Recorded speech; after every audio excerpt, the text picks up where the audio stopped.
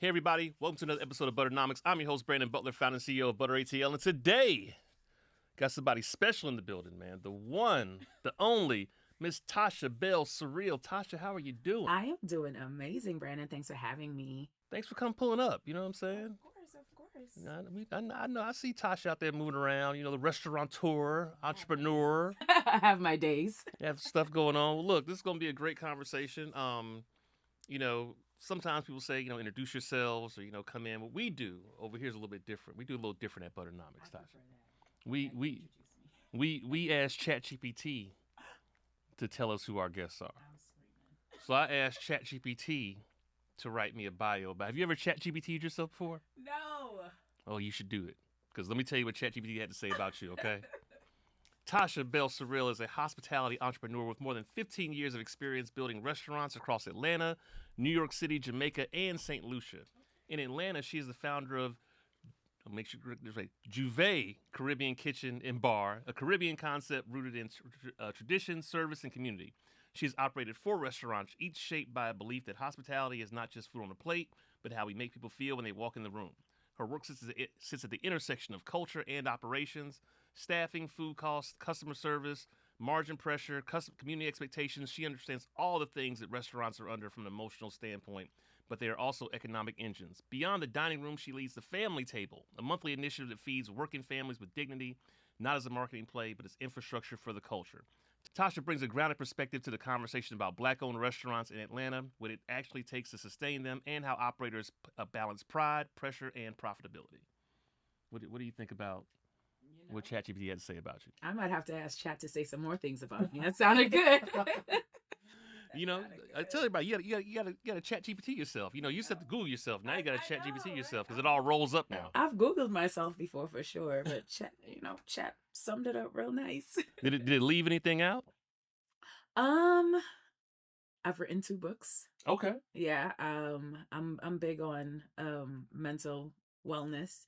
I'm an avid meditator. So I wrote a book. Dang, how long ago? 11 years ago. Mm-hmm. Called Beginning with Myself. It's a self improvement book. I don't like to say self help because it makes you feel like you're completely broken.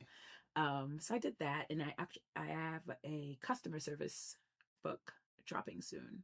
Okay. Which I should have been done. This is like for the restaurant industry? For the restaurant industry. Oh, yeah. Which is every customer service thing, right? And I kind of mixed it in with my experiences in the restaurant. So it's kind of like a story and not just like, do this or don't do that, because that's no fun, right? People don't learn that way. Okay. I don't think so. Okay. Now, how did you first get involved in the restaurant business? So, it's random.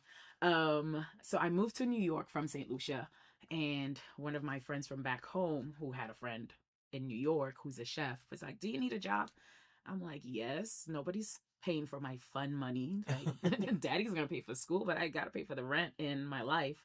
So I had no experience. He's like, yeah, go speak to this girl over there. It's so Caribbean. Go speak to this girl over there. I happened to be on that side of town, and I was just like, damn, I'm not dressed for an interview. I'm in shorts. I'm in like the shortest shorts. And I walked in, and one of my friends, she's my friend now. At the time, I didn't know them, obviously. And she goes back, she's like, this girl is here to see you. And I hope she's not here for an interview looking like this. Needless to say, I was. So they hired me, but everything I learned was on that job. So, of course, I had no experience. So they put me on the phones. There was no Uber Eats and DoorDash, of course. I'm aging myself, but this was like 19 years ago. Mm-hmm. So I was the telephone girl while I was in college for forensic psychology. And then they taught me to host. They taught me to bartend. They taught me to serve. So everything I learned about restaurants was at that first job at McGrill Chelsea.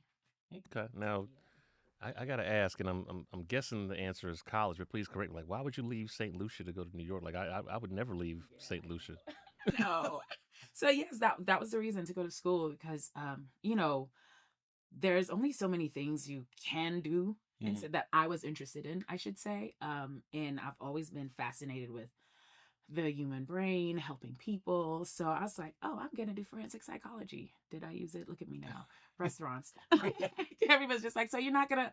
Probably not. I'm like, I use it enough on people every day. But fast forward, years later, I had moved to, and I just ended up falling in love with it Yeah. because I was like, oh, I could be of service in this way. So that's kind of how it grew. So how I ended up in Atlanta, one of my friends who's my business partner now was just like, we had just consulted on a restaurant, like after years of us working together. He was like, I'm gonna go down to Atlanta to help Sim and Marva open another grill. I'm like, have fun. He's like, all right. So then he calls me like 3 months later, like, Tosh, you need to come down and help. We need the help. Da, da, da, da. I was like, I'm not coming to Atlanta. I'm not doing it. He's like, why? You're not doing anything in New York? I was like, who says I wasn't doing anything? I had actually just moved back from Jamaica, I had moved to Jamaica. That didn't work out. So the restaurant that opened in Jamaica, that didn't work out. Then I moved to Saint Lucia for like, go back home for like 3 months.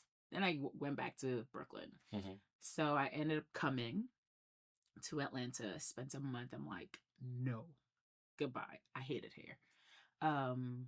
Culturally, I just felt like it wasn't for me.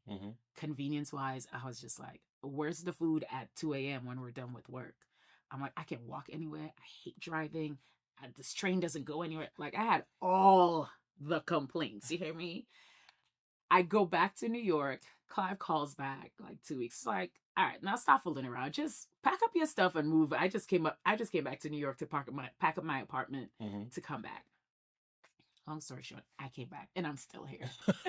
That's one thing. That's one thing about New York. I always kind of say, right, is like one thing about that I love about New York is it's always something going on. I feel like if I need a leather jacket at 3:00 in the morning and a slice of pizza, I could probably get a leather jacket and a slice of pizza at 3:00 in the morning. I kind of wonder too, like with you coming up in the restaurant space in a city like that, and then coming down here to Atlanta, it seems like things will probably feel a little bit slower down here. Or is that accurate? Or is that not accurate? Slower in the sense of not the pace for the guest, slower in the sense of the workers. Okay. So we have a go, go, go, go, go, go, go mentality because money's coming through the door, right? Yeah. And I would joke about this all the time. I was like, the rent down here is just too cheap. That's why y'all don't want to work. Because you could make $400 in a day and your rent is paid. In New York, that's just not what it is, right? So that was one of the things I would say was probably a big adjustment too. Like the people were there, like people were coming out. Like when we opened, when I came in, and the girl was about 6 to 8 months old. And within like 3 months, like once we got everybody on the same page as far as like the money is coming through the door, you need to have all your energy to work. Every Sunday, I don't know if you've ever been to the girl on West 3rd. Yeah. On not West 3rd, that's in New York. On North Avenue. On North Avenue, right? Yeah. Yeah, and Old Firehouse. Yeah. So if you've seen a Sunday brunch in there, that was like a $30,000 day on one floor. You know what I mean? So people are coming. It was a zoo in there. So it's like once the people are outside in Atlanta.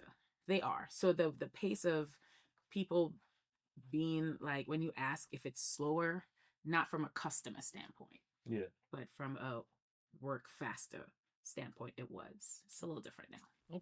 Okay. Now you own multiple restaurants now. When you first kind of opened your first restaurant, what was the inspiration behind that, and what did you kind of think was missing in the market, or what did you see that kind of gave you a unique perspective around opening that first spot up? So the first spot was a collective effort. Truth be told, Sim, who's Marva's son. Like this, we're like family at this point. So I always like kind of break it down. But when I came down, it was to work with Negril, and then within like a year and a half, 2 years, Sim was just like, I think it's time we go look for our own space, right? And Sim is the son of the lady who started Negril.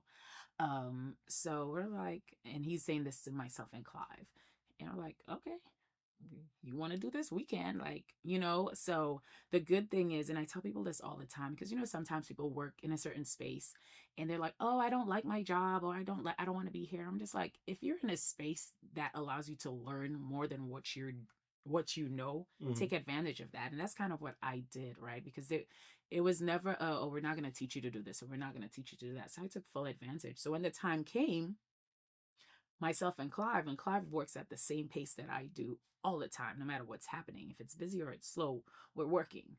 So I think what Sim saw was that, right? It's like, well, who am I going to ask to come on this this trip with me to open a restaurant without my mother. You know what I mean? So it was like his time to step out on his own, and off of sweat equity, he's like, you and Clive, come on, let's do this. And his younger brother, was the chef at Miss Icy's Kitchen. Yeah. So that's how Miss Icy's Kitchen was born. Actually, apartment 4B was the first idea we were looking at, trying to execute, but we just couldn't find a space that we felt was right. And the idea behind apartment 4B was we wanted somewhere that felt like New York to us, because we didn't feel like we could find that in Atlanta. But that took 4B is now 5 years. That took another 3 years after Miss Icy's Kitchen opened for that to even happen. So Miss Icy's Kitchen was his grandmother.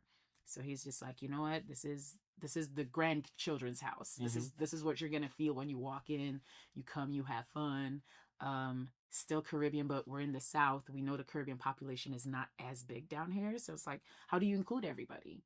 And that's pretty much what we did with Miss Icy's Kitchen. That was the first concept. Okay. All right. Now, when you're opening these spots up, like, what role do you typically kind of play in this restaurant? So I am operations director. So I'm the person who hires. I'm the person who, damn, what don't I do? Like, what do You get it done. Operations get stuff done. Yeah, I get.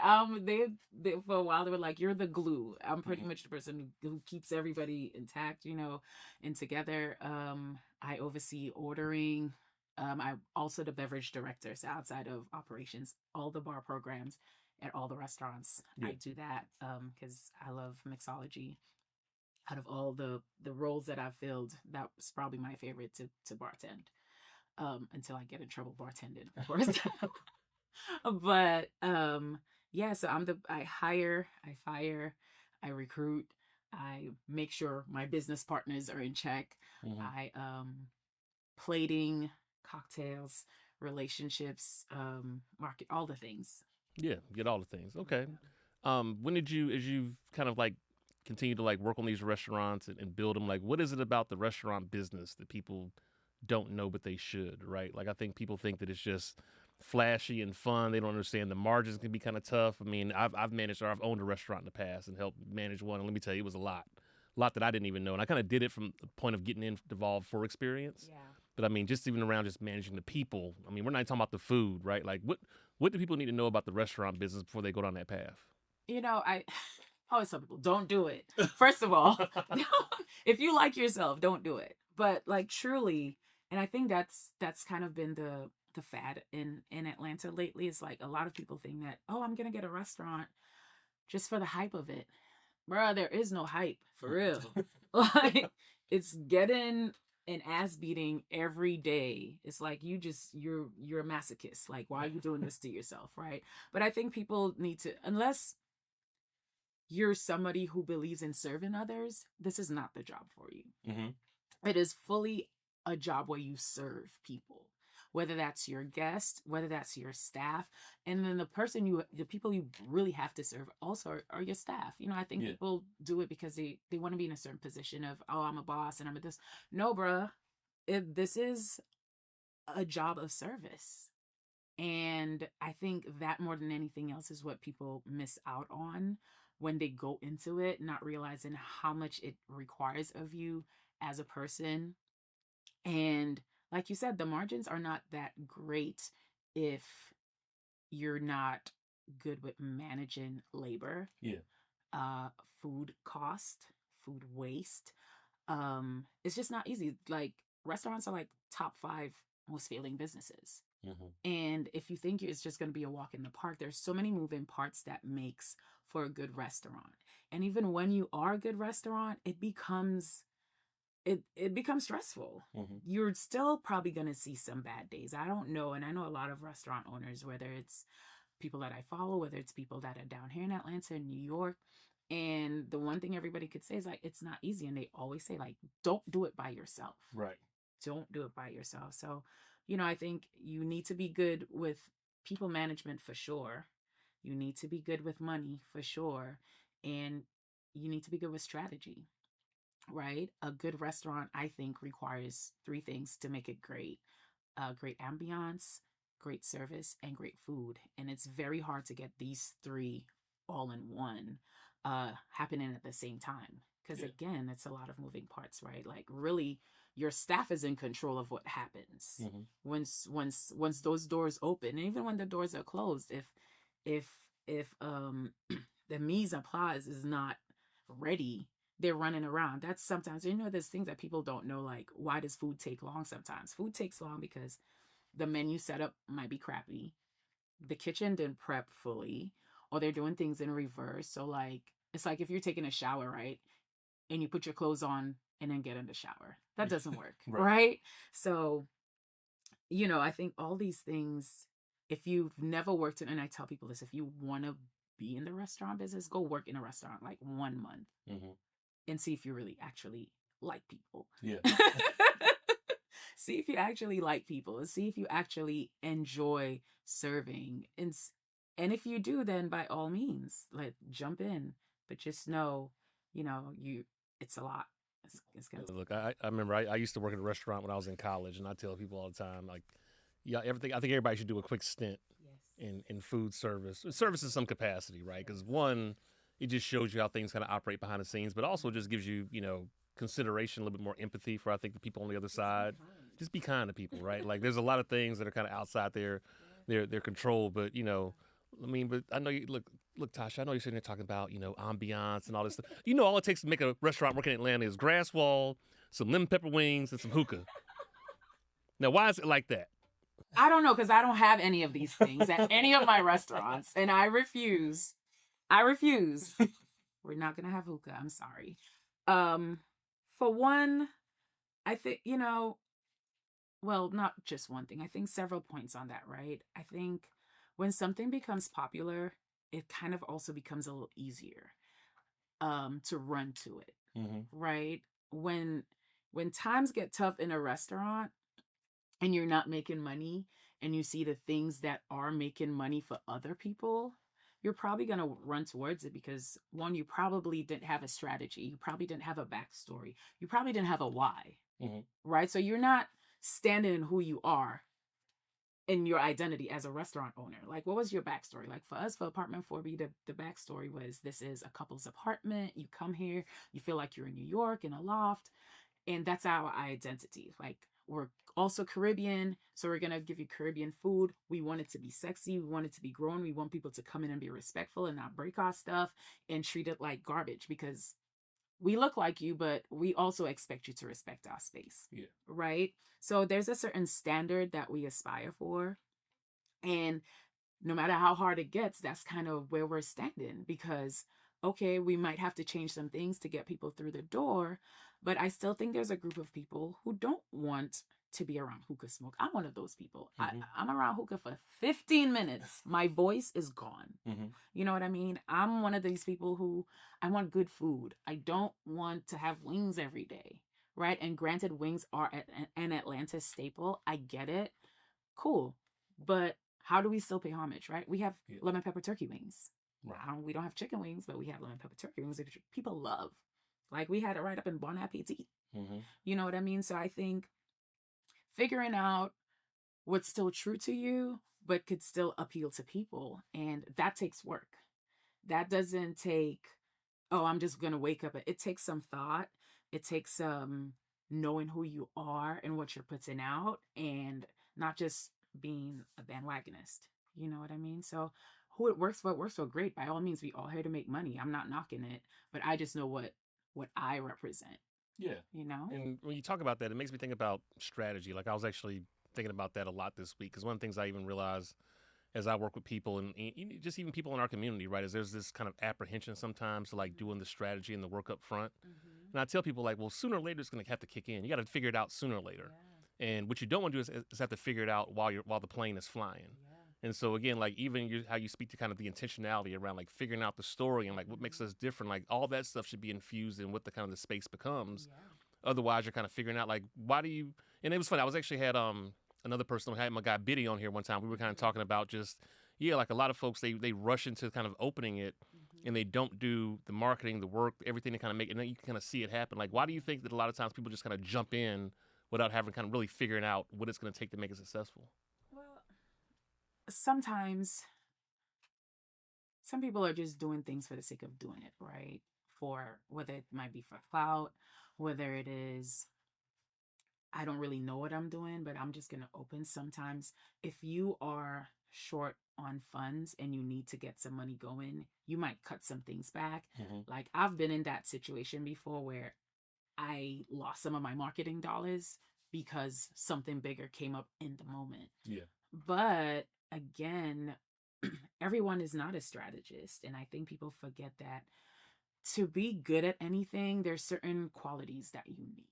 And if you don't have it, then find somebody who's strong in that area, right? So, like in our partnership, I am the organizer of things.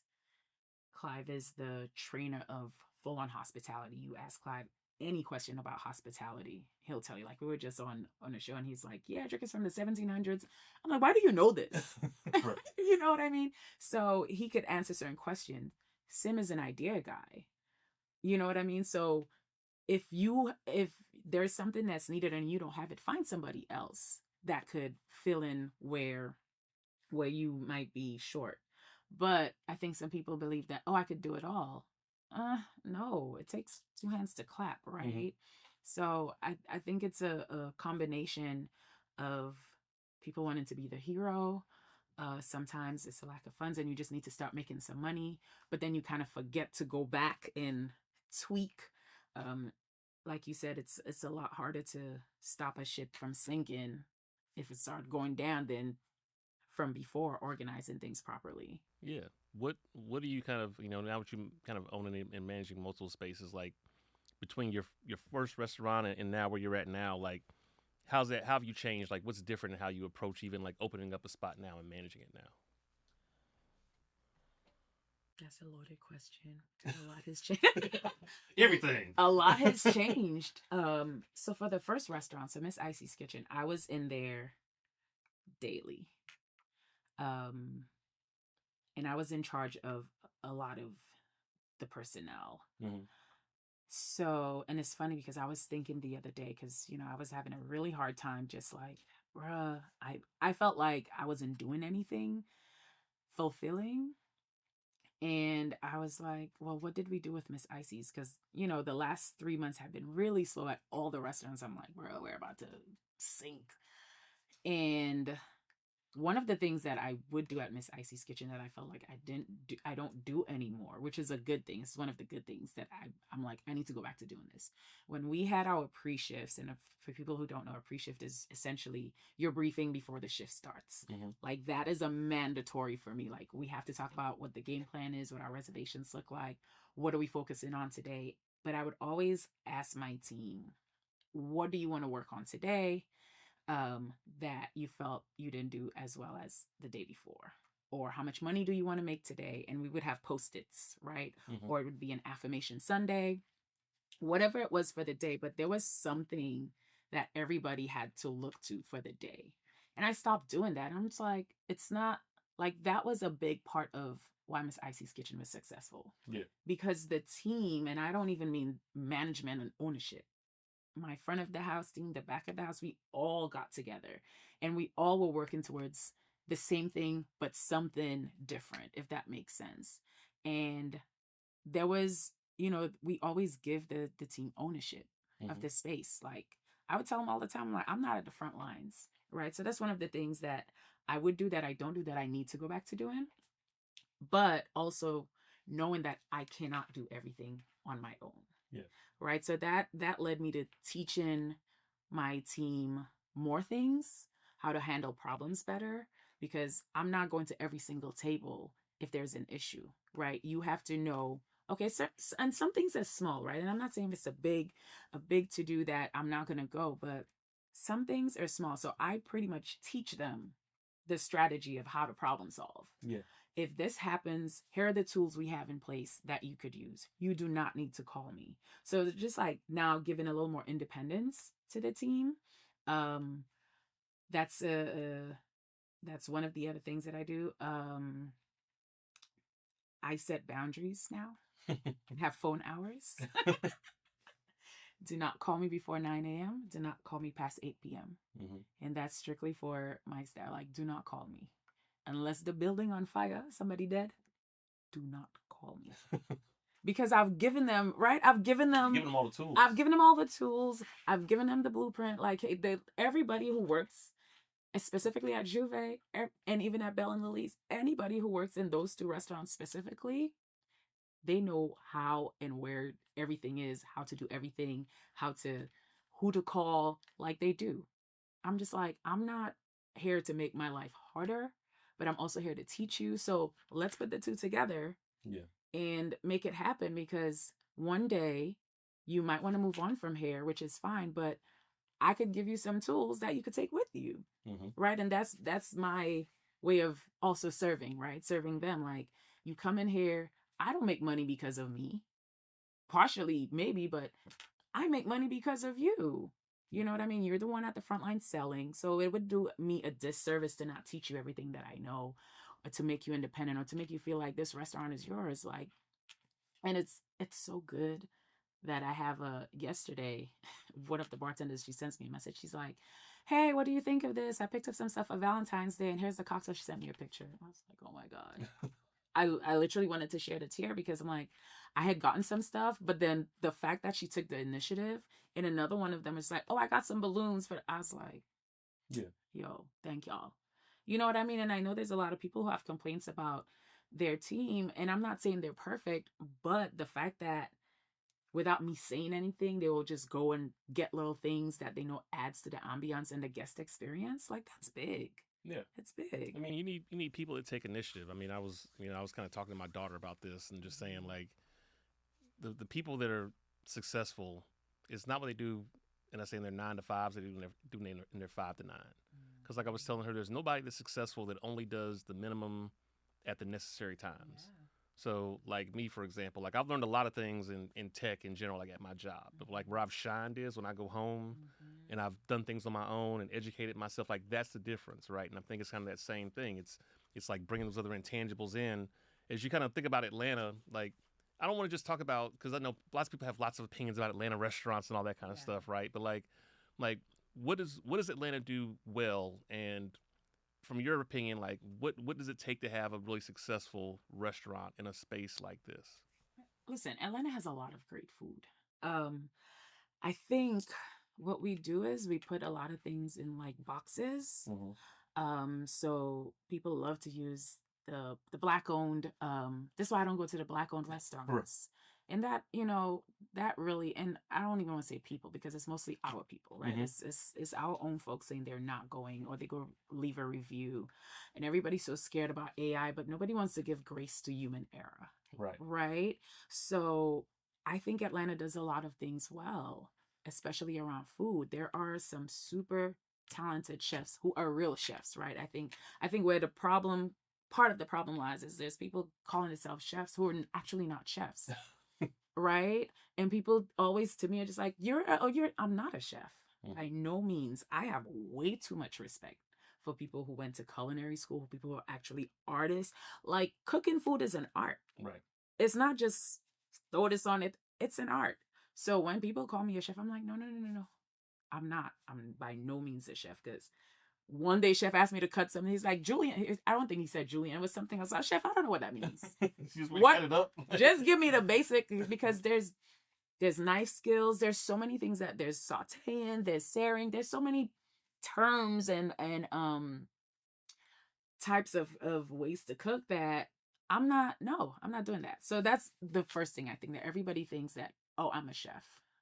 You're a cook. There's a difference. I think people are just throwing things together that make the people who are actually working hard look, they kind of just like box everybody in. Well, I went here, it's a black-owned restaurant. And like you said, the grass walls and the hookah, right? I think time and place for everything. Culturally, if it is your thing, because I mean, obviously hookah is African or Middle Eastern, right? That's where it comes from. But it's like, it's just being blasphemed right now. There are restaurants that don't have a DJ that are black owned. There are restaurants that have very elevated cuisine that are black owned, right? And I'm very specific with what food I put in my body and what I eat. So that's probably the ones I end up at, because there's certain things I just don't eat, right? for the people who are doing it well, I think the people who are not doing it well kind of overshadow those people who should be getting the praise for running a good restaurant with chef owners, with properly trained staff, with great food and great atmosphere, and who treat people like human beings. Like, one of the reasons we wanted to open this space is because there's not a lot of nice restaurants that we own, or a lot of restaurants that we could go to and be treated like ourselves, or treated well. And it hurts when you open a space that's nice and has good service and has good food, and some people come in and are disrespectful. You know what I mean? So there are a lot of great restaurants in Atlanta. Like, I love MCK. MCK has amazing food. I've never had bad food at MCK, and some people might have. I've never had a bad experience. I've never not gotten my hot towel. Like, and I know it's hard to keep. That restaurant is busy. Yeah. You know what I mean? That's one of my favorite restaurants. I love, and these are Black restaurants that I'm naming, by the way. Yeah, go for it. I love the Consulate, which is on 10th Street. Food, that restaurant's been there for over 10 years. Like, a lot of people don't know that it's Black owned. The food is delicious. Everything about it is beautiful, right? Where else do I like to go? I was about to say some wings. I'll go to JR Cookers. You just want to see some wings? It's okay. It's all right. You know what? When I'm drunk, which I don't really get drunk anymore because drinking just takes me off of. But yeah, I think Atlanta also does well with experiences, right? And I think that's been a big shift since COVID, that people don't necessarily just want to go sit down and eat.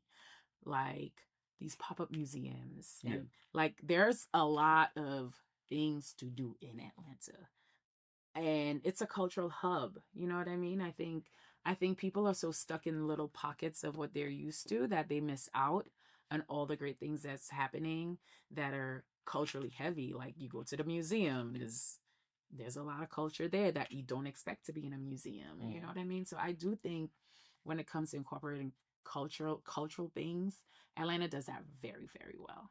We got to make sure we give grace, though. Like, you kind of hit on it a little bit. Like, even when it comes to, Black-owned restaurants or whatever, right? I think there's it's so weird. Again, like, somebody has a bad experience at Marcel. They're not necessarily running. They're going to obviously talk to the manager and do all that kind of stuff, but they're not running the social media or running to give a bad review. You have, you have to wait an extra 5 minutes to sit down. All of a sudden, it's a 1-star, and I can't believe this. And I don't think people really understand that reviews are definitely currency for these restaurants, but grace is also so important too, because things happen, and y'all give that same grace to people outside of our community, but yet you hold our stuff to a certain standard, and a lot of times you don't even want to meet the standard yourself. What you doing? They don't even follow the rules for the reservations. You have a 10-minute grace period. You need everybody to be here. And like, what I can only speak from my experience, right? There are people who think that we're the one making up these rules. No, this is regular restaurant policy across the board, no matter the color. Like, if you tell somebody you have an hour and a half dine time, that is the norm across the United States of America. Now, they may not ask you to get up. Like, you gotta think, right? Tables are real estate. Right. If you don't flip tables, you're not making money. So for you to think you could sit here all day is crazy, because who's paying this rent? You? Yeah. Because there's other people trying to come in the same way you had a great experience. Like, allow somebody else to come in and have that experience. Especially if y'all spend no more money. Y'all appetizers, now y'all sitting here talking for 3 hours. Yeah, and that's a thing, right? And I think part of why we stick to our standards so much is because if you have a certain standard, people come in acting a certain way. Right? They're going to either meet the standard, or they'll come and realize, oh, I don't want to do all that, and not come back, which for me, I'm okay with that. Yeah. Right? I don't have to have everybody as a customer. All money ain't good money. But what I'm going to do is stick to my standard. If I say that this is what we're going to do, that's what we're going to do. You have a 10-minute grace period. I'm going to call you to confirm your reservation. I'm going to give you a reminder. But I do need all your people to be here, because sometimes somebody says, oh, they're 5 minutes away. I sit you at the table, it's busy, and your person doesn't get here for 45 minutes. Can I ask a question about that? I think everybody, why do all people have to be present before somebody can sit down? Would you please educate people why everybody in the party, or at least most of them, got to be here before they can sit down? So that dine time that I just spoke about, and your table being real estate, let's say you and I go out and we're waiting for a third person. The host was gracious enough to sit you. You said the person's 5 minutes away. You're sitting there and now it's 15 minutes. All right. I have other reservations who follow your table, right? Right. Your person doesn't show up for an hour. Your time at the table pretty much is almost expired, right? So now your other person just got here. You're expecting now you're going to sit there for another 2 hours. That doesn't work because we have reservations that follow you. Yeah. Now, if everybody in the restaurant did that, showed up late and we sat you, we would only have one seating for the day while all the other reservations. And sometimes when people are mad that they can't sit, that's probably what's happening. Yeah. Somebody is at the table longer than expected. So it's like when you think of it, when people are just like, well, why I got to get up? You got to also think, well, why do I have to wait? Because probably that person, that last time you didn't get up, somebody else was in your position at the door waiting. Yeah. It's like a traffic jam. See, there's reasons why these things happen, people. They're just not doing it to give you all a hard time. Because who wants to do that? Like, why I want to give you a hard time?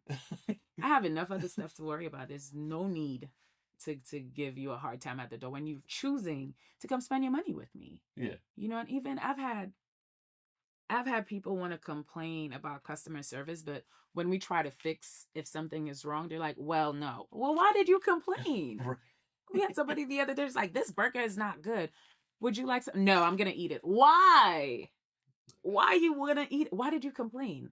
If I'm giving you a chance give us a chance to fix it because I'm asking, I didn't ignore you. Why are you saying no? Just don't complain because and then they're still going to turn around and be like, well, the customer service was not good.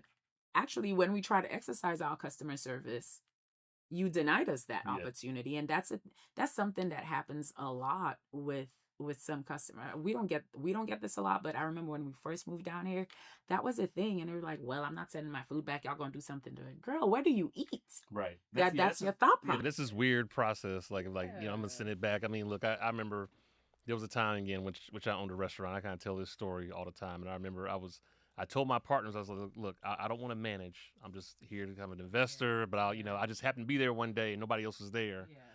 And one of the servers came to me. She was like, Brandon, we got a problem. Can you go talk to this table? And it was these 3 ladies sitting there. And I'm like, hey, what's going on? How y'all doing? And I look at 3 completely empty plates. Those are the best. I mean, I think they licked the plates clean. And the first one was like, yeah, this, whatever it was, jerk lamb chops or something, like, it don't taste like my grandma's did. Like, I don't like it. I'm looking at the plate. I'm like, well, the plate is empty, man. Like, did it fall under the table? The other lady was like, well, I ordered something and the portions were too small. Again, the plate is empty, ma'am. And the third lady, I think she just was embarrassed. She was like, don't even worry. I'm good. So I told him, I said, look, I can't. I mean, y'all ate the food. It'd be different if you would have taken a bite and sent it back, but like, you ate the food. It's like, I can't comp food that is eaten. So I said, but look, here's what we'll do. How about just a round of mimosas on me? Yeah. And, we'll just call it even. It was like, okay, cool. I said, great. We'll get everybody 3 mimosas, please. So they go get their mimosas. The server brings them back. Then she comes back a couple minutes later. She's like, Brandon, they want to see you again. I'm like, what is this? I go back over there. Now I'm looking at 3 empty mimosa glasses and 3 empty plates. And they're like, actually, we didn't want mimosas. We wanted something different to drink. So I said, look, I'm sorry. That'll be enough. Security, can you go stand by the door and make sure they don't run out of it? But again, I'm just saying, like, those are things we wouldn't do at other restaurants. Yeah. And I think that when people sometimes, you see people that look like you, or they see an opportunity to take advantage of it. And I just really wish that people would really understand, like, you're trying to run a business here too. And it's important. And it's a legitimate business. Yeah, because you employ people, you sustain people. So we want to be in these communities. Yeah. And that's, and I think when people write reviews, they really think that they're, they use it as their power tool for whatever the self recognition they're looking for. But I'm like, people work here. Right. Like, we employ a lot of people. So you're not necessarily hurting me. Like, for me, I know I'm always going to be fine, but I have people who work here. I have team members who take care of their parents, who are sick at home. Like, you're not adding any value by being an idiot especially if nothing was wrong, especially if you came in and, like some people come in with this attitude that they don't even say hi at the door. You greet them, they don't greet you. You go to the table, they're just talking, they don't acknowledge you. It's very strange. It's rude. It's not strange, it's actually very rude. And I'm not even talking about young people. These are adults. Yeah. Over 50. People like to complain that, oh, these youngins these days, da da da da da. I don't get that from the younger people who come to our spaces. Yeah. And that's the strange thing for me, because we love to talk about the younger folk and be like, well, they this and they that, but I don't get those problems from them. Mm-hmm. I really don't. Not even the ones who work with me, like the older folks. They bring a little more stress than the younger folks. I'm not even gonna lie, both as guests and as teammates. I don't know where that's from. Yeah, I'm not sure what goes on like that. I mean, yeah, I just wish that like I said, people would just have grace about it. Like I said, it's very interesting how people, and again, I think a lot of that too is because I have had the opportunity to actually work in a restaurant in service and seen it. And even me, I'm like, come on, y'all, we ain't got to be like that. Like, you can tell a lot by a person by how they treat the people that are like serving them and kind of being around them, And I don't know why. It's a very weird energy, but at the same time, when I go to Hal's, you know what I mean? Like, I don't get that same energy. Like, why you not bring that energy up in here like that? They sit the Mary behinds down, and but outside of the bad stuff, I could say like we have 95% of our customers are great customers. Yeah, absolutely. And I'm so thankful for that, because I know some people who have to deal with a lot, but I think it definitely just is, what is the standard, how we treat people, and it just has to go both ways. And sometimes some of them might just be having a bad day, and I have staff who know how to turn that around. Me, not so much. I'm like, you handle it. Yeah, I used to do what's called online reputation management through like social media and stuff like that. And one of the things we found out, especially with restaurants, is a lot of times when people go to social media to complain, it's because they felt like they didn't have an outlet. And so what we would actually do is we actually built this system where we would kind of like reroute it to where like we do something like put on their check, like put a link or something or a QR code, and it would ask them right then, like, how was your experience 1 to 5? And if they put anything less than a 4, it would instantly be like, okay, well, hey, here's the manager's email. Let's send a message to them right now, because we found out that just routing people so they could be heard would stop them from taking that negativity and putting it on social media. But then if they said something, if they had a good experience, like a 4 or better, it would automatically route them to like somewhere to leave a review. Yes. So it's about finding a way to kind of capture that early and not letting it end up on social media because they feel like they didn't have an outlet for it. Yeah, and I'm glad you mentioned that, because when we started, and I'm glad you said it because I need to implement it again. We're about to turn 2 at Juve and just like put it back at 4B, but we had the actual comment cards that you could write on, because when you have passion, writing is different than you typing. So that actually helped us a lot, because it and I think reviews are not just for the customers, right? The reviews are also for the business, if the business owner cares. Like, I don't like reading reviews, but what happens when I do read reviews, I'm just like, okay, well, I could see how we could have done this different. And we kind of go back to a training on whatever point, if the point made sense. Because sometimes people are just rambling and you can't really make sense out of nonsense, if there was any sense at all. But there are people who give a critique and not just criticizing. And I was like, okay, here's where we dropped the ball. Let's invite them back. How could we have done this differently? What tools did you guys not have in the moment that we could now implement? So if this happens again, we all know how to handle it. So, I think reviews aren't all bad. If it is a negative review, it's a learning moment, right? I mean, you need that insight. Like I said, a lot of people, they kind of run away from it, but just know how your customers are thinking about. If you can do something with that, that's super helpful. Now, I know you also have another spot called the Family Table. Like, tell me, like, how did that come together? So the Family Table is not another spot. It's an initiative. Yeah. So like 2 weeks ago, I was feeling like really down on myself. I'm just like, I just feel like I'm not really doing anything to benefit anybody, right? I felt like I opened this last restaurant, and while it's great and it's fun, it's teaching culture, like Caribbean culture, it's like, who does it benefit? Like, what is because I always have this is why I'm doing this. And then I was just like, I'm tired of people coming in, they complaining about things that are actually good, and I'm not serving them. And then I was like, but you know what? There are a lot of people going through a hard time right now for food. And, growing up, I always knew where my food was coming from, right? And I didn't grow up rich. but we always had food. And the reason we had food was because even if we didn't have food in the house, we could go to our neighbor's house. And whether it was like my grandparents were farmers, whether it was the neighbor brings whatever they had grown, if we didn't have anything to harvest at the time, we had food. Whether it was we ran out of something, we could go knock on the door next door, they would give us food, right? I could go to my neighbor's house and have 3 meals for the day if they had. And that's just that level of community. I'm just like, well, that's what I need to do, right? There's a lot of people who don't have food right now. I went to volunteer a few months ago, and this young lady walked in. She was a nurse, and she was just like, oh my God, I don't. And like literally, like I start crying, of course, because she started crying. And I'm just like, no, it's okay. I'm like, this is my first time here volunteering. Whatever you need, like, it's okay. You don't have to be embarrassed. But like not having food as a basic necessity is like the wildest thing to me, right? But it happens. And then that same day when I woke up at 5 a.m, I'm just like, this is crazy. Like, I'm not doing anything to help. So of course the day I go and I made a bunch of soup to go give out, and I was like, well, this is not sustainable, Tasha. You can't do this every day. So let's slow down and do something that makes more sense. So that's how the family table was born. The first one is going to be on look at me, I can't remember the date. Look at my calendar. It's going to be the third Monday of every month. So it's the last Monday, I'm sorry. So it's going to be the 23rd of February. So essentially, we're going to have families sign up. They send us an email, let us know how big their family is. We make them a hot meal. They come pick it up between the hours of 5 to 8 p.m. Hopefully it grows.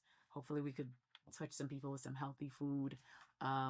Because again, it's not just homeless people experiencing hunger. There are people who've just probably fallen in a hard time, lost their job, they have kids.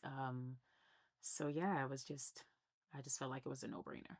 I love that. I love that. And Juve, is that kind of your baby right now? Like that's your closest to your heart? Or? For now, she's still young, so we're turning 2 next month actually. So I spend most of my time there because it is the youngest restaurant until I feel like I could let her go a little, but I'm not there as much as before, which is thank God. But yeah, I just feel like it's a time to give back a little more, even though we might all be experiencing a hard time, because the restaurant hadn't been that busy, right? And I was just like, it doesn't matter. I'm sure if I ask my friends, if I ask anybody, they'll help me, right? So, and then it's food. Nobody should be without food. Absolutely. Well, no, this has been good. Let me ask you, as we get ready to get up out of here, like, if somebody's listening, they want to start a restaurant, they want to kind of follow in similar footsteps, what should they figure out and test first before they even think about signing a lease to open up a location? Ooh. Do you have the energy?